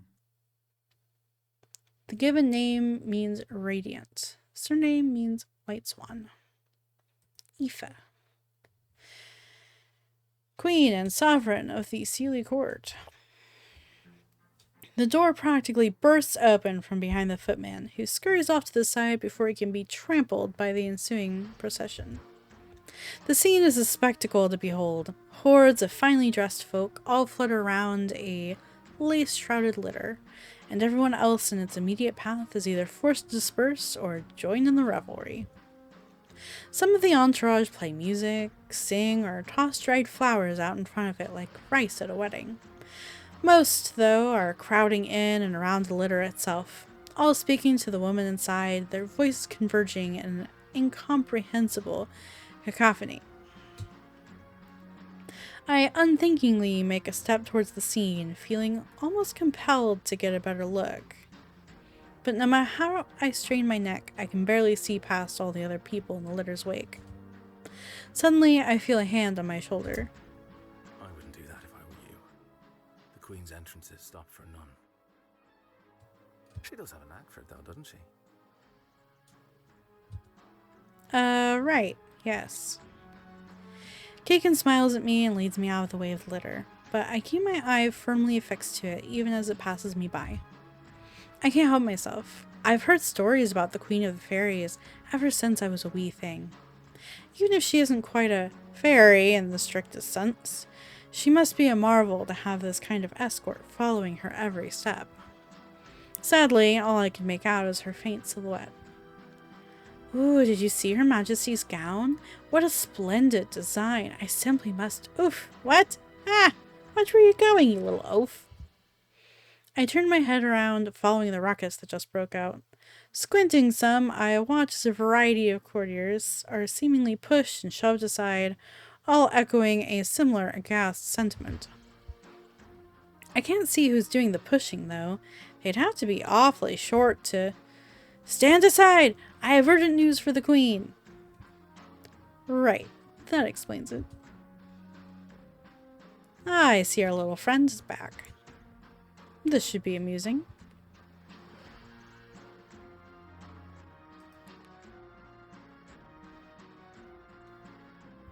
I don't really see the point in intervening. I'm not eager to stand out, I guess.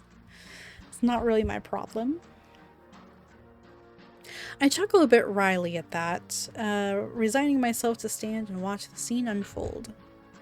I feel a tad guilty for the trouble Shay might get into, but I can't afford to stick my neck out in a place like this.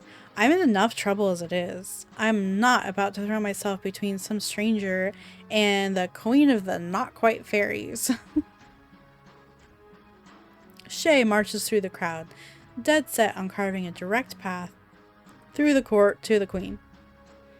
The nobles and courtiers look irate. There's noticeable shouting now, though I can't make out any of the specifics. Oh dear. Not one for decorum, are they? Eventually, Shay manages to strong-arm their way to the litter, but they're stopped from reaching the Queen by one of her personal guardsmen. But Shay doesn't seem like they care about that. They get up in his face, yelling and wagging their finger. I can't help but wince a little. I see they've gotten themselves into a shouting match. Funny. Foolish, but funny.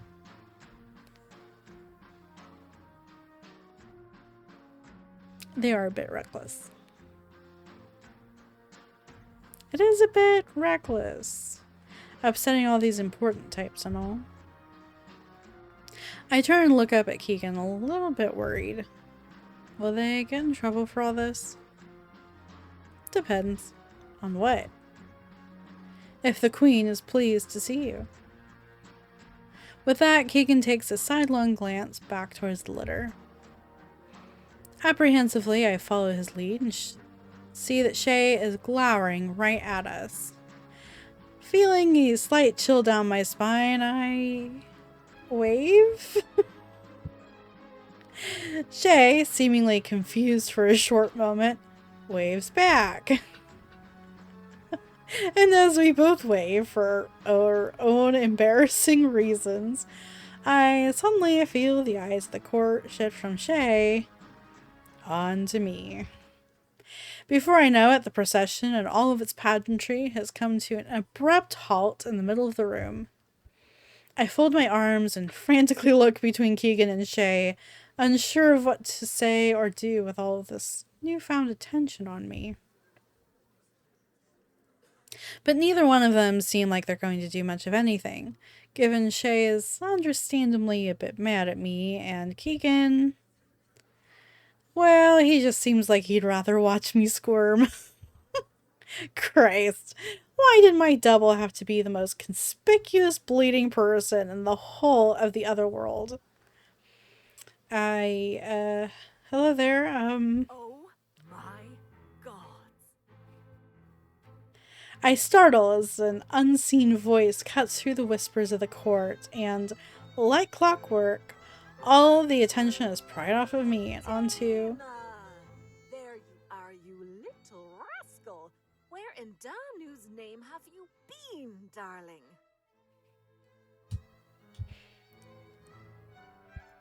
Do you have any idea how worried?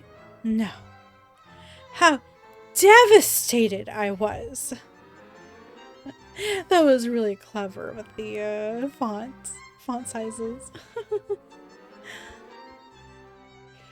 It's true, Her Majesty very nearly cancelled her plans to visit the Summer Palace. I have no time to react to any of this, at least not appropriately. As she speaks, the Queen unceremoniously bursts from the litter of her own procession and proceeds to stride straight towards me. Every member of the court is forced to make way, and, unlike with Shay, they do so with expedience. Likewise, once the Queen reaches me, I am rendered completely helpless as she scoops my face into her hands and squishes my cheeks. Ack! Oh, just look at you. Pale, so thin. Really, darling, what were you eating this whole time? Nuts? Berries off the forest floor? Ah, say no more. The thought of it is simply too much to bear. The Queen suddenly wrenches me free, and I find myself stumbling backwards, in part due to the surprising amount of force behind the act, but also mostly out of flustered embarrassment. I think my whole face might be as rosy as her hair. Maybe Keegan wasn't lying before about the Queen being distressed. Keegan! I ought to kiss you, or at the very least reward you for what you've done here today. Though I suppose I should hardly be surprised that our Master of Secrets would be the one to bring our dear, sweet, darling Daoine home. Part and parcel to the territory, no? As the Queen says this, I notice Shay running up behind her, their mouth agape. Though strangely, despite how urgently they try to alert the Queen of my presence, they do not interject against the Queen's assertion.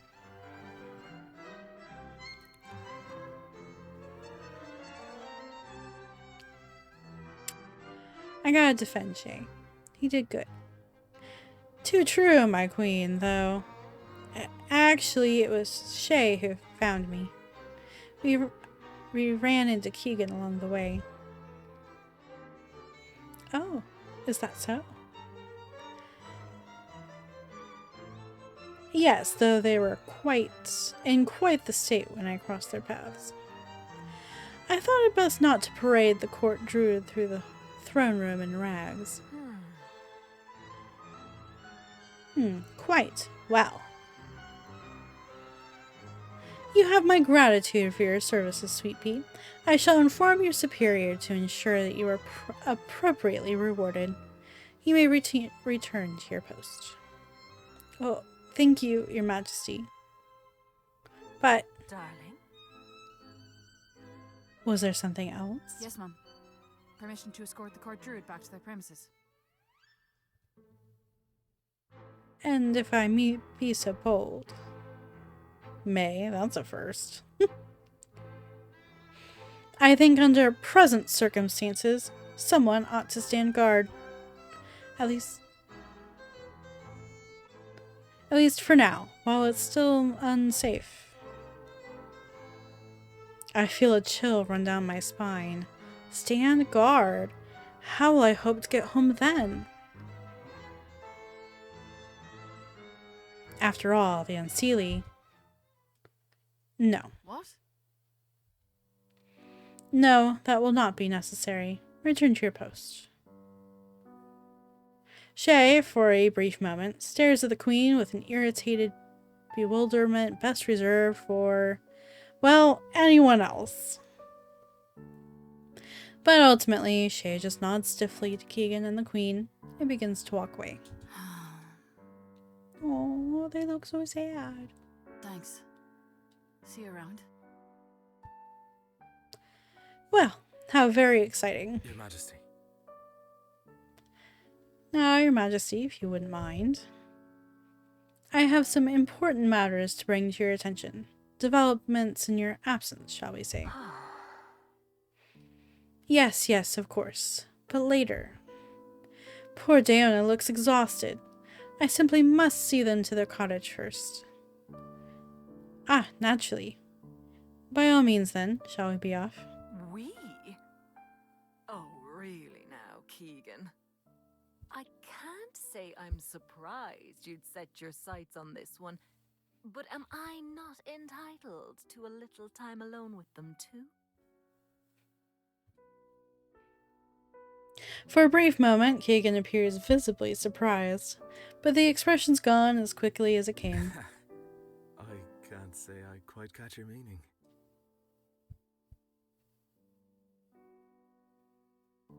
I am but your humble servant, Aoife. Perhaps I merely wish to bask in your presence, engage in an intelligent conversation. No doubt, but there's no need to flatter me, Keegs. It is perfectly natural in my eye for you to be intrigued by our Daoine here. I imagine their disappearance was more than a little vexing to the Master of Secrets. If you insist. Keegan's eyes linger on me for a moment before he turns back to the Queen and smiles. Well then, you know where to find me, so I shall take my leave. Keegan bows politely to us both, but before he goes, he catches my hand and places a kiss on my fingers. Slán go fóill, Daoine. Until we meet again. He is so smooth. Incorrigible, that one. Incorrigible? I know that word's English. I know what it means, but it's one of those words, I've only ever read it. I've never heard anyone actually use it in real life, so I have no clue how to say it. With that, the Queen spins around and claps her hands together. The court will adjourn for today in light of newfound developments. As you were, gentlemen. There are a few grumblings from within the crowd, but with the Queen's dismissal, most begin to filter out of the throne room, leaving me alone with her. I swallow. Now, Shall we be off? The queen looks at me expectantly. Oops. There we go. I ran out of time. I bow my head in quiet acknowledgement, allowing the queen to take the lead. Though, if I'm frank, it's just about all I can manage. What with all these butterflies whirling around my stomach. Besides, I haven't the faintest idea where she wants to go. Did Daoine often take private walks with the queen? No, that can't be right. They weren't that important to the court, were they? Without another word, the queen walks out of the throne room, and so I follow at a respectful distance behind. That's what you do with royal sorts, isn't it? My oh my! It seems our Dana has up and vanished yet again. Whatever shall I do? Your Majesty?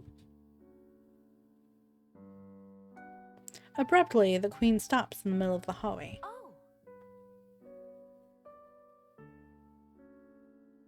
Oh, there you are. Thank goodness.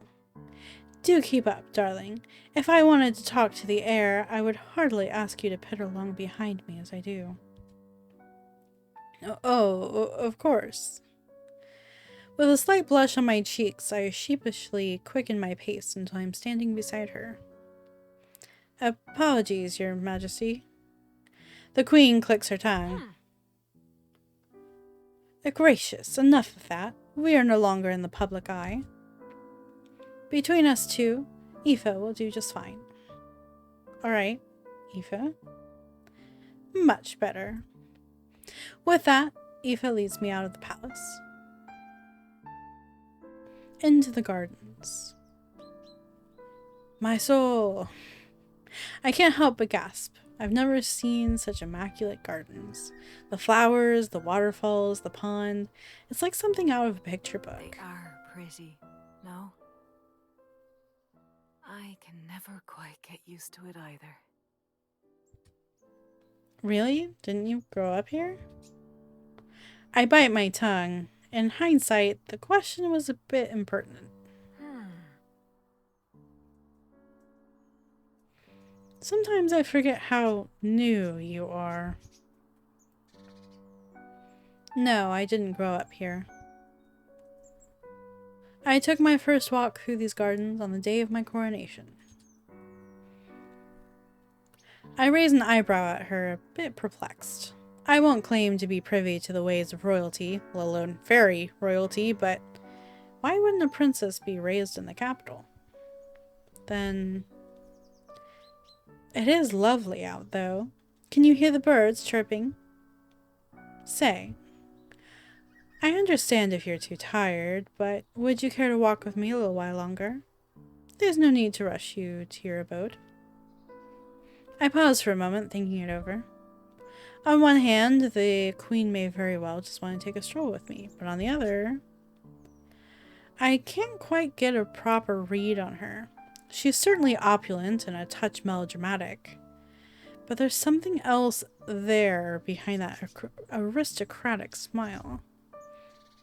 Something unpredictable, something I can't quite place. I don't know if I can trust it. And while I'm still play acting as Daoine, it may be best to keep a low profile and avoid being alone with these people as much as possible. Then again, who am I to refuse the queen? She's giving me a choice, but is it one? Really?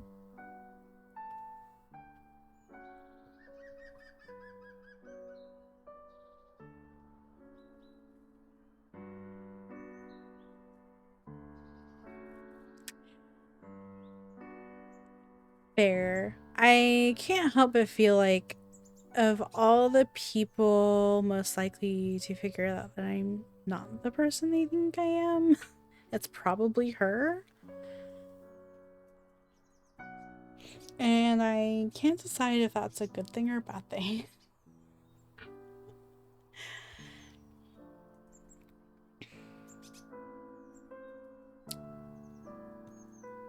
let's just go straight home and see if she has me beheaded for it. No, it's too risky. If the queen is going to give me an out, then I'm going to assume or hope that it's in good faith. Well, if it's all the same to you, ma'am, I'm awful tired. I see. Well, another time then. Let's get you home. Current progress saved. Perfect timing, actually. It is now officially 9 o'clock.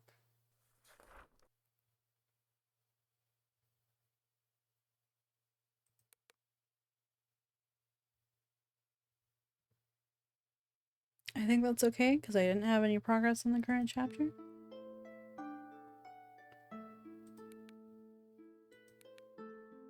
Okay.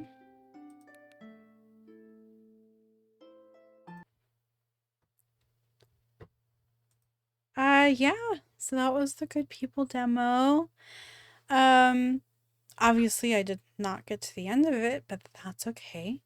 I want to say that the demo covers pretty much the whole book of the Traveler, which is 2 to 3 hours if you're not reading everything out loud.